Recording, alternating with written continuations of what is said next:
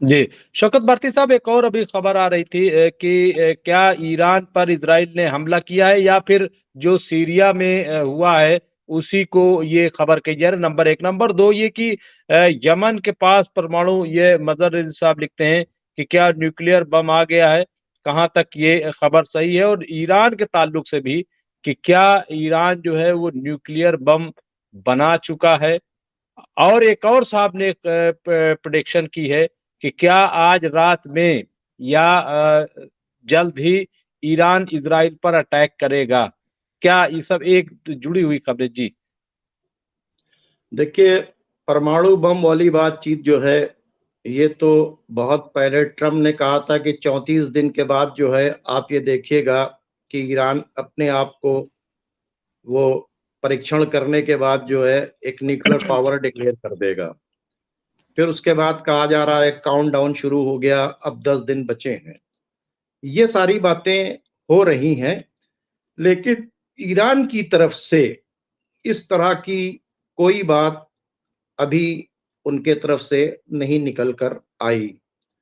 तो जाहिर सी बातचीत है। और दूसरी बातचीत है कि जब ईरान के पास न्यूक्लियर पावर नहीं है तो यमन के पास कैसे पहुंच जाएगी, ये भी सोचने की बातचीत है। लेकिन एक बहुत बड़ी बातचीत है कि यमन का और रशिया का चाइना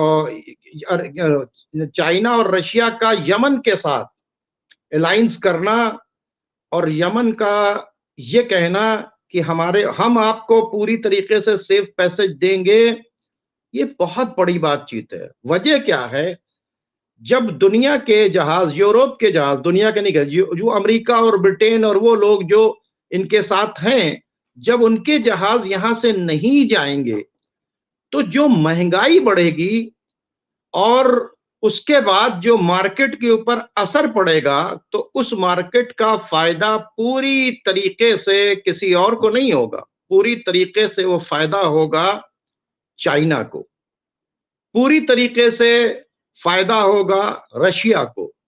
और चूंकि जब रशिया को अमेरिका और यूरोप ने पूरी तरीके से यूक्रेन में घेर दिया, तो रशिया भी ये चाहेगा कि जब उसके पास फाइटर्स की शक्ल के अंदर यमन मौजूद है, और यमन के वो लोग हैं जो मैंने कल भी कहा था कि जिनको बचपने से स्कूल में फिलिस्तीन की आजादी की बात का लेसन पढ़ाया जाता है और वो फिलिस्तीन के लिए जान देने के लिए तैयार है। तो जब इस तरह के जुझारू हैं उनके साथ में, तो रशिया और चाइना जो है, और उनके जहाज रेड सी से जाएंगे भी, तो जाहिर सी बातचीत है चाइना और रशिया के जहाज रेड सी से जाने के मतलब यह है कि रेड सी में एक बड़ी सप्लाई लाइन सिर्फ सामानों की नहीं होगी।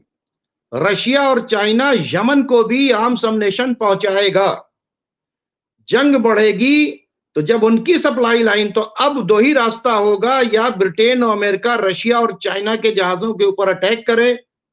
तो ये इस वक्त सबसे बड़ा डेवलपमेंट ये हो गया है कि यमन का रशिया और चाइना से जो टाई अप जो है वो इसके अंदर बड़ा मुसीबत बन गया है। क्योंकि सबसे मेन चीज होती है किसी भी जंग में सप्लाई लाइन। तो अब जाहिर सी बातचीत, उन्होंने क्या कहा, इसराइल के जहाजों पर अटैक करेंगे, इसराइली कंपनीज के जहाजों पर अटैक करेंगे, अमेरिका के जहाजों पर अटैक करेंगे, ब्रिटेन के जहाजों पर अटैक करेंगे, या वो तमाम जहाज जो इसराइल को सपोर्ट कर रहे हैं, और जैसा कि यूरोप के कुछ और अलायंस आ रहे हैं, तो ये सब पे अटैक करेंगे। तो सब पे अटैक करेंगे, लेकिन रशिया और चाइना के जहाज पर अटैक नहीं करेंगे। तो जब रशिया और चाइना के जहाज पर अटैक नहीं करेंगे, और उन्होंने ये भी खोल दिया कि ये जो अटैक हुआ था ये यूएई ने गद्दारी करके ये भाड़े के सैनिकों से ये काम कराया था, तो ऐसी पोजीशन के अंदर क्यों ना रशिया और चाइना बाकायदा तौर के ऊपर अपने दुश्मन अमेरिका को, जब उनके पास फाइटर्स मौजूद हैं, अब उनको यहाँ पे इंटेलिजेंस देना है और आर्म्स अम्युनिशन देना है, और उनके शिप, वो ईरान के शिप को तो उड़ा सकते हैं, ईरान के शिप को तो रोक सकते हैं, लेकिन चाइना और रशिया के शिप को वो यहाँ के ऊपर नहीं रोक पाएंगे।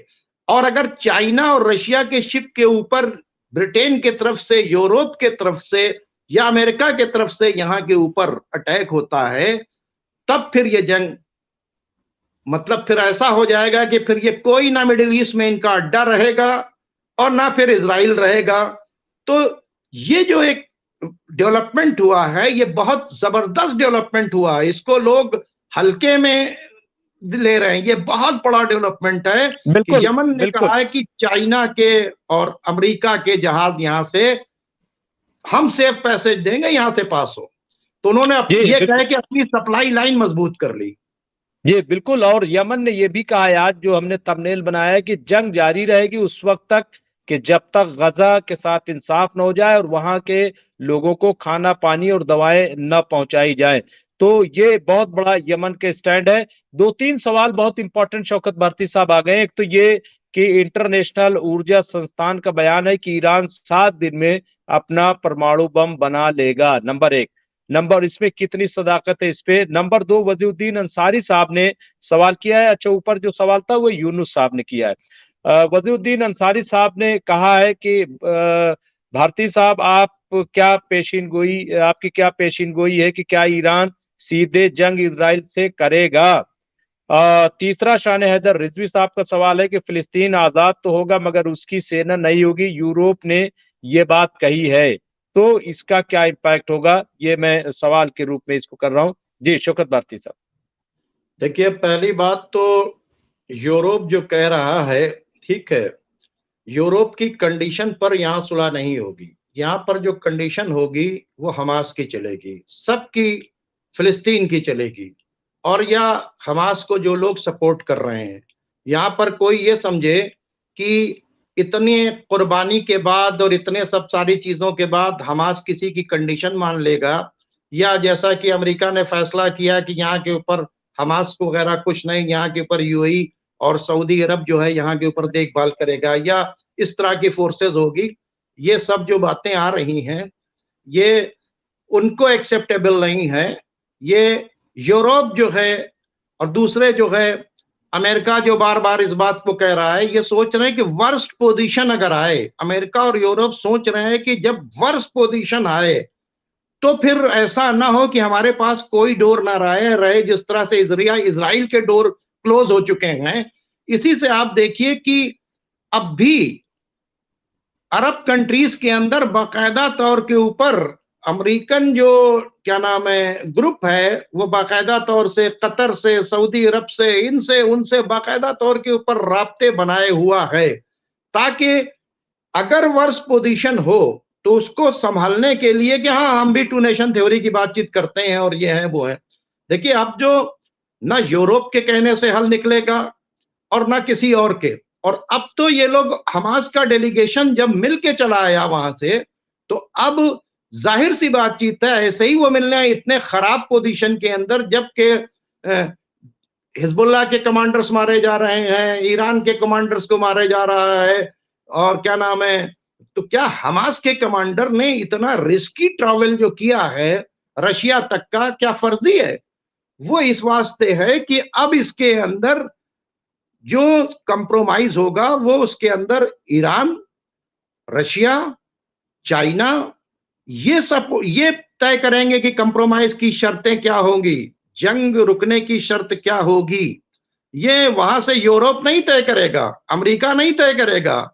ये जो इस तरह के बयान देते हैं, ये अब ये सब खत्म हो गया, वो टाइम खत्म हो गया। अरब कंट्रीज ने जो पूरी कोशिश करनी थी वो कर ली, वो भी टाइम खत्म हो गया बाकायदा तौर के ऊपर। उन्होंने तो यहां तक कर दिया था कि अगर आप इस जंग को रोक देते हैं तो हम इजराइल के साथ जो अच्छे रिलेशन कर लेंगे, यानी इस हद तक बातचीत कर ली थी अरब कंट्रीज ने। लेकिन और सऊदी अरब ने खुद कहा था। तो ऐसी पोजीशन के बावजूद भी तो ये सारे रास्ते बंद हो चुके हैं। जी अब शौकत यूरोप क्या भारती कह साहब एक रहा है? और जी शौकत भारती साहब एक जी, और जो उस एस्पेक्ट पर भी बात कर लें कि इजराइल और अमेरिका में महंगाई की मार पड़ने लगी है, यानी महंगाई जो है वो अब शुरू हो गई है, ऐसी खबरें आ रही हैं और हालात जो है बहुत खराब हो रहे हैं। यूरोप के मुल्कों की हालत भी बहुत खराब होती जा रही। चंद दिनों में यही हाल हर मुल्क का होने वाला है। ये जो इक्तसादी जो है जी, वो जी, जी। प्रॉब्लम देखिए, सामने आ रही, देखिए, उसको एक किस, महीने से बस ये एक आखिरी महीने सवाल में बच्चे। एक महीने से महंगाई बढ़ना शुरू हो गई थी इजराइल के अंदर, ठीक है। दूसरी बातचीत है कि यूरोप के अंदर इधर जब से शिप्स के ऊपर अटैक शुरू हुए और जब से ब्रिटेन और अमेरिका ने ऑपरेशन शुरू हुआ, यूरोप के अंदर जो है बाकायदा तौर के ऊपर महंगाई बढ़ रही है, उनकी सप्लाई चेन टूट रही है और सप्लाई चेन जो है, जो सामान 4 दिन के अंदर मिलना था वो सामान उनको 10 दिन के अंदर मिलता है, जिसका फेयर जो है क्या नाम है कम पड़ता था उसका फेयर ज्यादा है, उसका इंश्योरेंस ज्यादा है। अब तो सबसे बड़ी बातचीत है कि इंश्योरेंस कंपनी ने बाकायदा तौर के ऊपर खुलकर ऐलान कर दिया कि हम जो इजराइल को सामान लेकर जाएगा हम उसका इंश्योरेंस नहीं करेंगे, क्योंकि इंश्योरेंस कंपनी को बहुत बड़ा जो है खसारा होगा, हम इनका इंश्योरेंस ही नहीं करेंगे। पहले ये सोचते थे कि हमारा जहाज जा रहा है, जो ट्रेडर्स थे उससे क्या मतलब है, हमारा जहाज पे अगर अटैक होगा तो इंश्योरेंस कंपनी हमको पे कर देगी। तो इंश्योरेंस कंपनी ने भी इनकार कर दिया है कि हम कोई पेमेंट नहीं करेंगे, अपने रिस्क के ऊपर ले जाओ, हम इंश्योरेंस ही नहीं करेंगे। हम उधर से निकलने वाले अमेरिका के जहाज का इंश्योरेंस नहीं करेंगे, ब्रिटेन के जहाज का इंश्योरेंस नहीं करेंगे, या जो लोग इसके अंदर एक्टिव पार्ट ले रहे हैं रेड सी के अंदर, हम उनका कोई इंश्योरेंस नहीं करेंगे। तो जब इंश्योरेंस कंपनी यानी इंश्योरेंस ही नहीं करेंगी तो अपने रिस्क के ऊपर कौन वहां के ऊपर ले जाएगा। नंबर एक बात, महंगाई बढ़ रही है, बहुत जल्दी उसका असर क्या होगा, पब्लिक यूरोप के अंदर सड़कों के ऊपर आ जाएगी। अभी तो वो इस जेनोसाइड के खिलाफ बोल रही थी जो जुल्म हो रहा है, अब जब अपने ऊपर होगी और उसके पास इनका झूठ भी खत्म हो गया, इन्होंने पूरा झूठ बोला था कि साहब जो है हम तो वहां के ऊपर इसलिए जा रहे हैं कि रेड सी में वो हम लोगों का जहाज रोक रहा है, तो सब अब वहां पर मीडिया लिखने लगा कि उसने तो कहा था कि तुम अगर इसराइल की मदद करोगे तो या इसराइल को भेजोगे, हम इसराइल के चक्कर में क्यों मुसीबत मोल लें, ये आवाजें उठने लगी हैं। तो एक तो फिलिस्तीन की आजादी और दूसरे जो है महंगाई, इसके वजह से जब यूरोप की पब्लिक सड़कों के ऊपर आएगी ना, और तीसरे अभी ये जंग छेड़ देंगे, तो सवाल ये पैदा होता है कि यूरोप की पब्लिक जो है वो इनके खिलाफ निकल आएगी कि ये हमारी जंग नहीं है, हमारे वजह से जंग नहीं कर रहे हो, तुमने ना वहां पे अटैक किया होता। अब वो कह रहे हैं, वहां एक आवाज उठने लगी कि जब बार बार यमन ये कह रहा है कि तुम गजा की जंग बंद करवा दो, तुम एक बेंजामिन नेतन्याहू के वजह से पूरी तरीके से हमारे लिए परेशानी क्रिएट हो रहे हैं, हम बेंजामिन नेतन्याहू की वजह से क्यों महंगाई झेलें, और एक तरफ वो जेनोसाइड कर रहा है, दूसरे तुम मदद कर रहे हो, और तुम्हारी गलत पॉलिसी की, तुम्हारी फॉरेन पॉलिसी गलत।